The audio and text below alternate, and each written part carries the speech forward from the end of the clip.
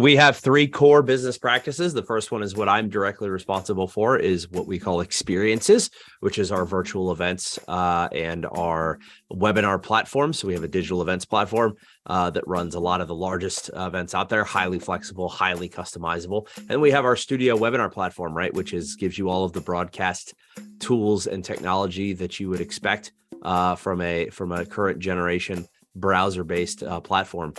To allow you to, communicate with your audiences and tell the stories that you're trying to tell out there in the market. Welcome to Business Ninjas, brought to you by WriteForMe, where you'll hear from business leaders who are out there growing their business and slaying it every day. Learn from the masters. Let's get started.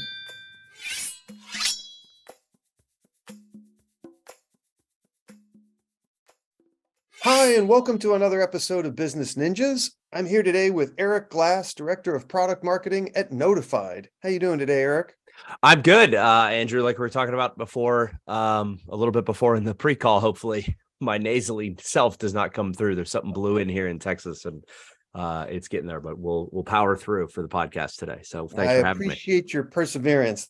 Thanks for spending some time with us here on Business Ninjas. Please tell us a little bit about yourself and about Notified. Sure. So a little bit about me. I have been in this space now since we had Windows Media Player and Real Player in the online streaming world.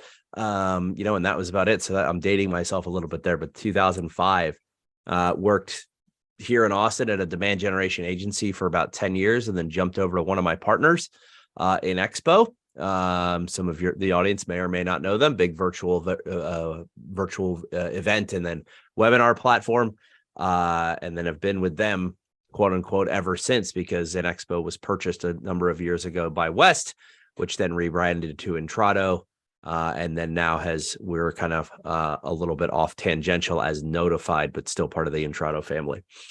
Okay, and please tell everybody about Notified and what they do.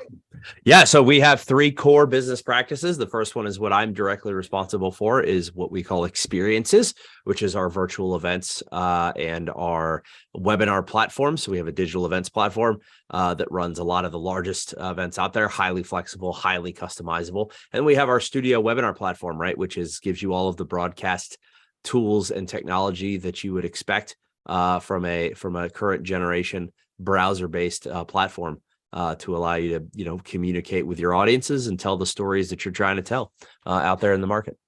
Excellent. And when did Notified start? What's the origin story of Notified? So it was, when did we start? 2018.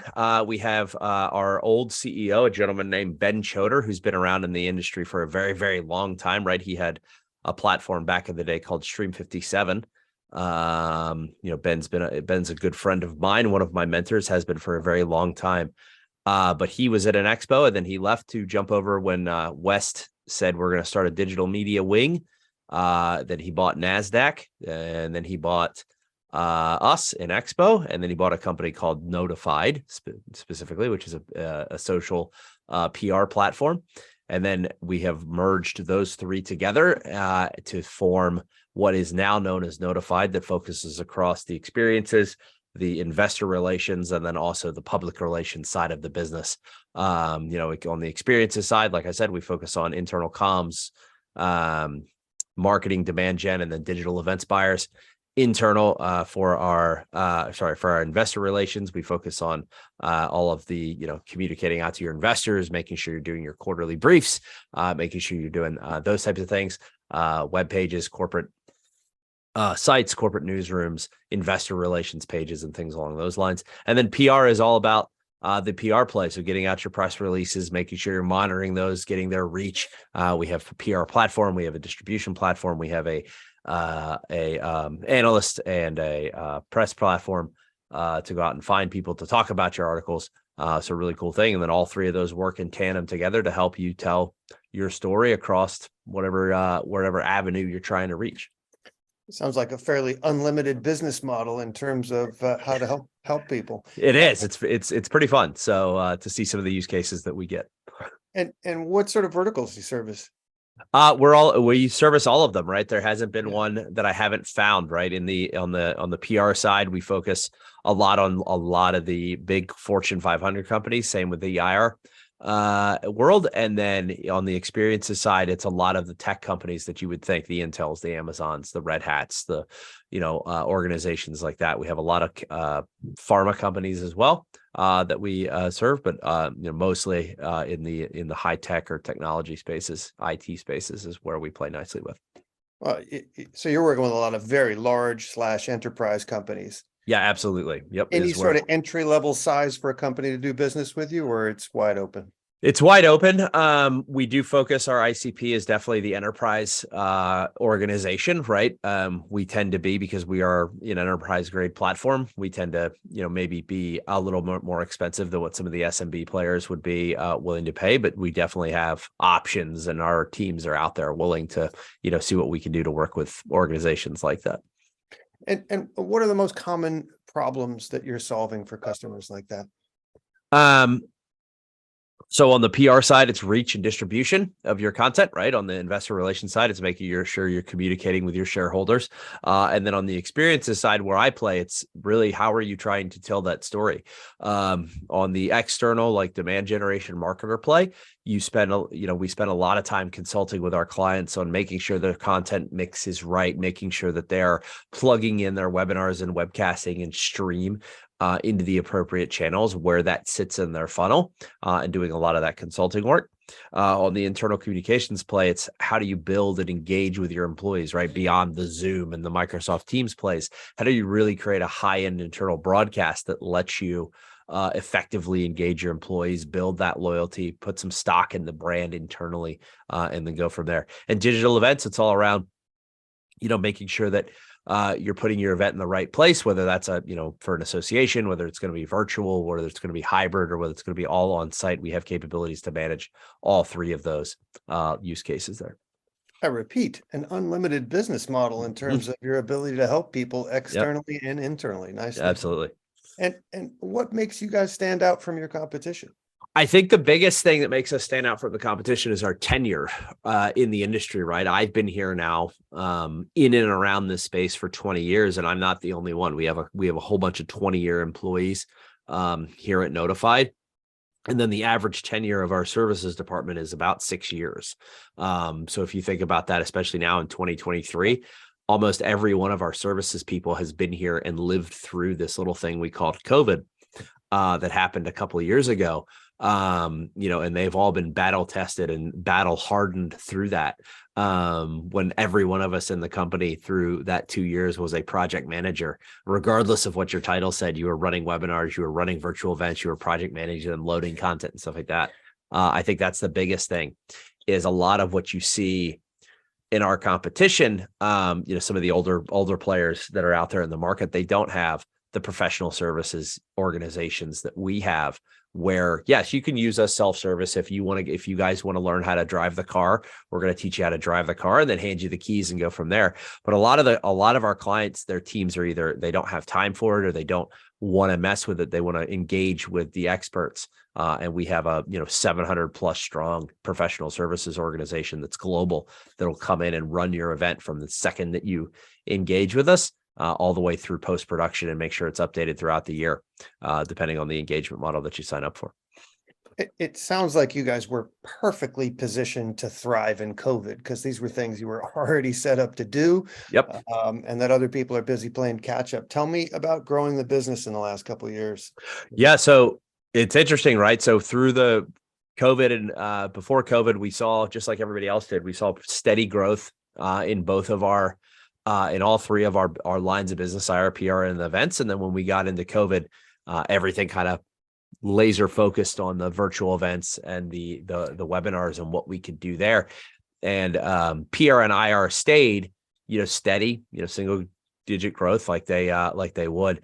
We saw a massive, huge double digit growth in our events business, as did everybody though, during that time, because everybody had to go virtual for those 2 years.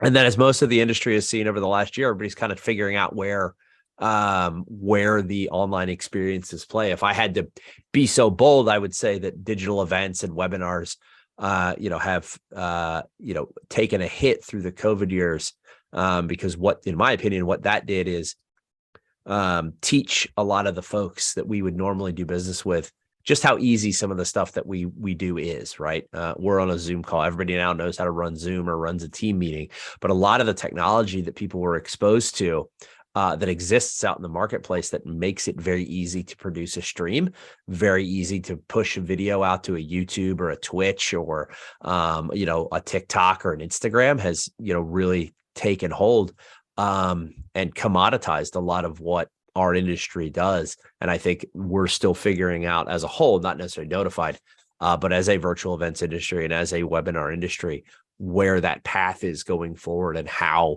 we're going to achieve that. IR and PR are going to be a main staple of our investment. We're kind of shifting a little bit of the investment dollars around back over to them, where we put a lot of focus on the experiences side of it the last couple of years by the nature of just what was going on globally. So it'll be an interesting year. The way I liken it to folks is we've graduated our senior team. We just won the championship, and now we've got a good, solid, stable freshman and sophomore that we have to rebuild up and turn back into a championship dynasty over the next couple of years. Nice analogy. I appreciate that. Mm-hmm. So what value has content and content marketing played in the growth of Notified? Yeah, I think it's a huge play for us, right? We own a streaming platform. So it's a big thing for us to go out and just do a webinar or do some sort of stream. We have, 3 or 4 internal television shows that we produce. And then we are very adamant about all of the product lines going out to customers and doing at least a monthly webcast, if not a quarterly big tentpole webcast webinar where we can go out and talk to our customers, right? So I think going back to answer your question, the role of content production is huge, right? It allows us to engage with our audiences, with our prospects in meaningful ways. I think one of the coolest things that we just rolled out was this concept of what we call promote to stage, where we can actually now in our studio platform in real time bring an audience member to stage. They don't have to send us a new link. We don't have to have them log back in. They request to join a queue. They raise their hand. We push a button and they come to stage with us. And they're able to talk and ask their question. We're able to engage with them, which I think is going to change the way that we do a lot of our events. I've got one coming up in April that I'm doing is our next product roadshow that I'm super excited to use that feature on, which is going to be really, really fun. But I think content marketing and content production, if you don't have them now as an organization, you're falling behind. It's interesting to think when a lot of the companies that I work with, they're still looking at it as a way to just, pour the bucket in the top of the funnel when there's so much more you can do with it, right? If you're actually targeting correctly and looking at putting some strategy behind how you're going to position. All right, I've got this over the year, speaking, kind of a microcosm of webinars, right? Because that's what we focus on.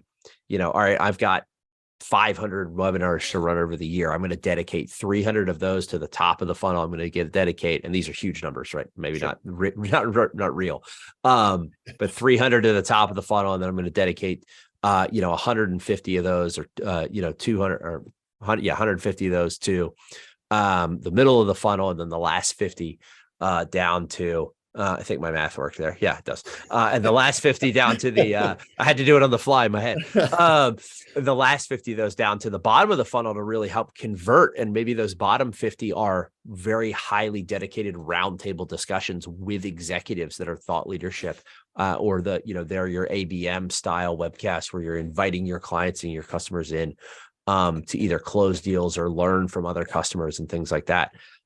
It's a little bit of strategy that a lot of people are still just not thinking about how to, tweak the dials and levers in meaningful ways, where, that's what our teams go and, help with from that standpoint, and just content production and content marketing in general can play a huge role in that. Eric, you speak our language. It's all good stuff. Change gears. Yeah. What's something you'd like to be celebrating personally and professionally 1 year from today? Oh gosh. Personally, we'll come back to that one. I'm going to have to think about that one. There's a lot of things I want to do personally. Professionally, I think it is seeing our webinar platform and our digital events platform grow into some of the new features and functionality that we've got coming. There's a couple things a little bit further on the roadmap that I'm not ready to talk about yet, but being in the position that I'm in, maybe if we do a part 2 of this later, we'll get to talk about it. But there's a lot of things that we're doing around experiential design and experiential platform content production that are going to be really cool. And not necessarily in a metaversey kind of way, but just some of the ways that we're rebuilding and redesigning and refactoring some of the things to allow better touch points and visibility into the data, I think are going to have a very meaningful way, especially when you think about the content marketing stuff. Personally, I just hope I survive the next 9 months while we're doing that. There's a lot of things there.